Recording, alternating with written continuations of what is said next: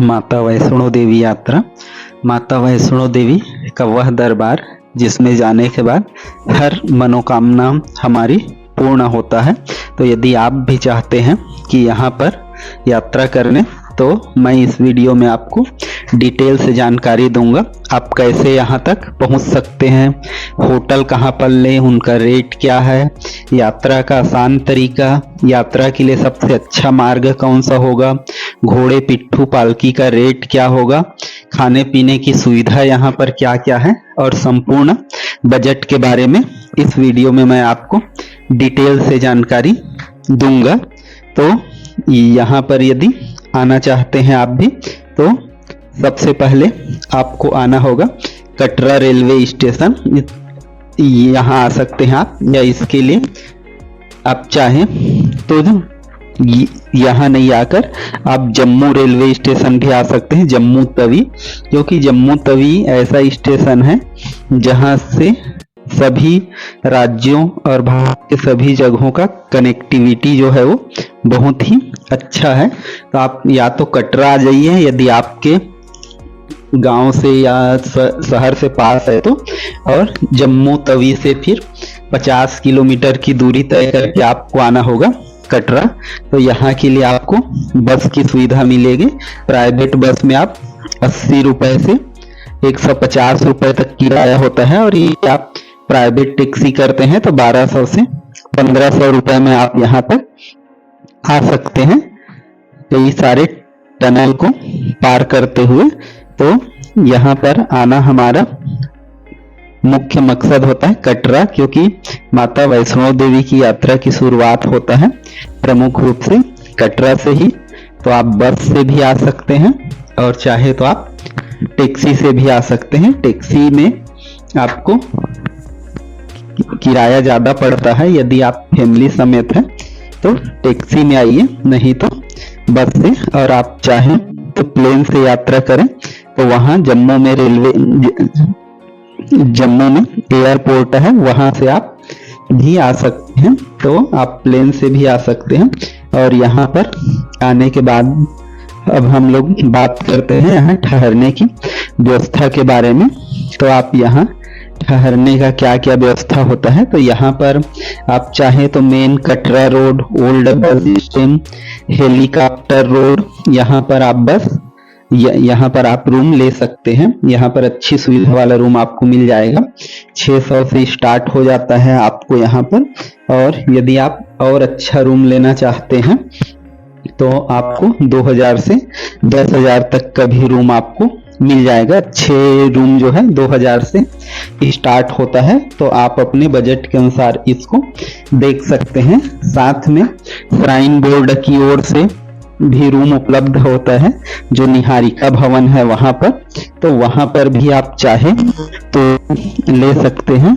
ये आपके बजट के ऊपर निर्भर है कि आपको कहां पर रूम लेना है और कैसा लेना है, तो उस हिसाब से आप कर सकते हैं। यहाँ पर 2200 में डबल बेड और 2800 में 4 बेड आपको आसानी से उपलब्ध हो जाता है। और इसके बाद हम लोग बात करते हैं RFID कार्ड।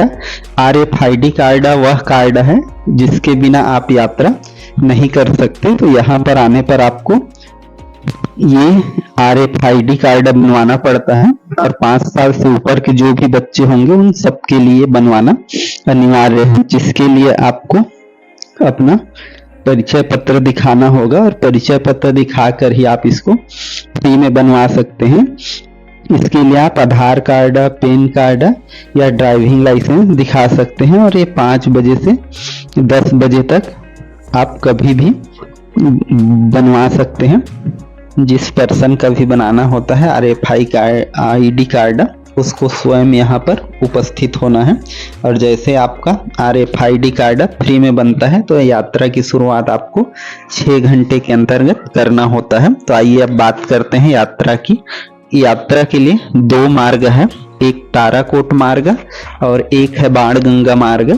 तो आप अपने हिसाब से इनका चयन कर सकते हैं, लेकिन यदि आप पैदल यात्रा करना चाहते हैं तो ताराकोट मार्ग बेहतर होता है, क्योंकि ये खाली होता है, केवल पैदल यात्रियों के लिए है। तो यहाँ तक आप जहां भी स्टे किए हैं वहां से आप 50 रुपए टैक्सी करके आ सकते हैं और फिर यहाँ से ताराकोट मार्ग से यात्रा की शुरुआत कर सकते हैं। तो ताराकोट से जो अर्धकुमारी है, जो मिडिल है यात्रा का, वहाँ की दूरी 7 किलोमीटर है और अर्धकुमारी से माता भवन की दूरी 5 किलोमीटर। तो टोटल आपको इस रास्ते से 12 किलोमीटर की यात्रा तय करना होगा। तो ये रास्ता आपको पैदल मार्ग के लिए बेहतर है। फिर हम 3 किलोमीटर के बाद हम लोग पहुंच जाते हैं ताराकोट मार्ग का लंगर में, जो माता वैष्णो देवी श्राइन बोर्ड की तरफ से संचालित है। यहाँ दाल चावल का आप जो प्रसाद है आप जरूर लीजिए और यहाँ पर आप ठहर के फोटो शूट भी कर सकते हैं।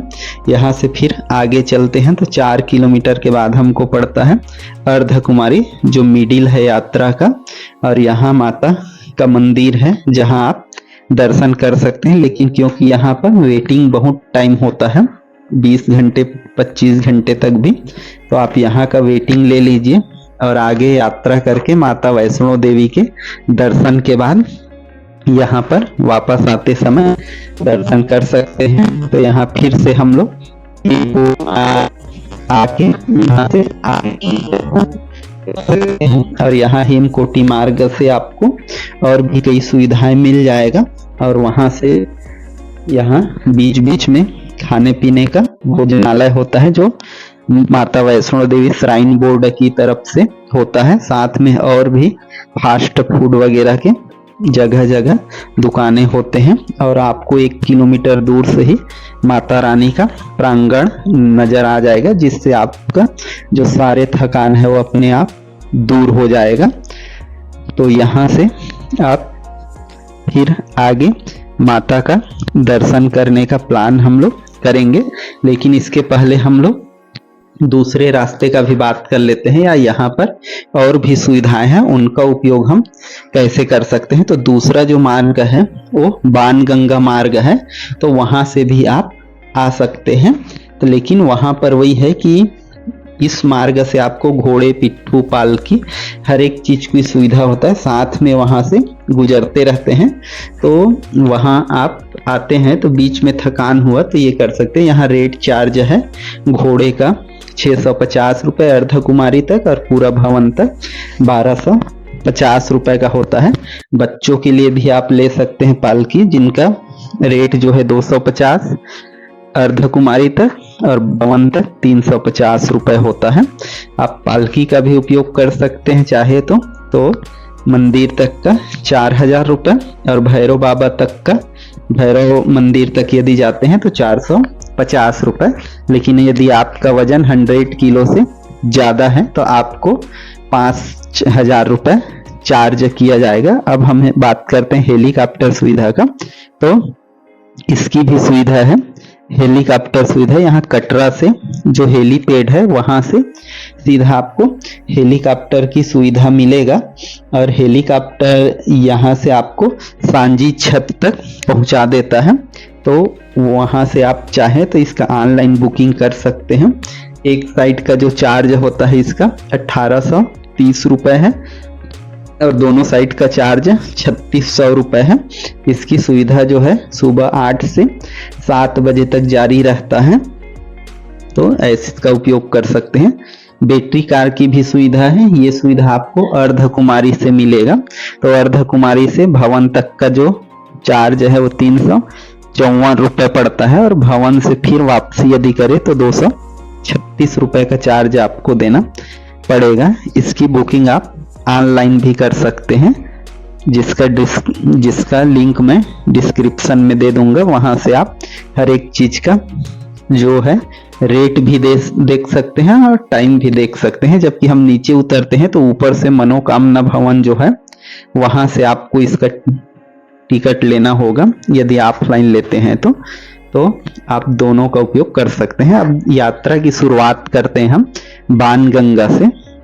मार्ग से, तो यहाँ से भी आप पैदल ही आ सकते हैं, इसमें कोई दिक्कत नहीं है। इस मार्ग से आने से आपको बाणगंगा में पड़ेगा, जहाँ आप स्नान कर सकते हैं। ये माता वैष्णो देवी ने अपने बाण से भगवान हनुमान के लिए किया था, इसलिए इसको बाणगंगा बोला जाता है। और उससे 1.5 किलोमीटर की दूरी पर आगे चलेंगे तो माता का चरण पादुका है, जो अपना छोड़ के आगे बढ़ी थी।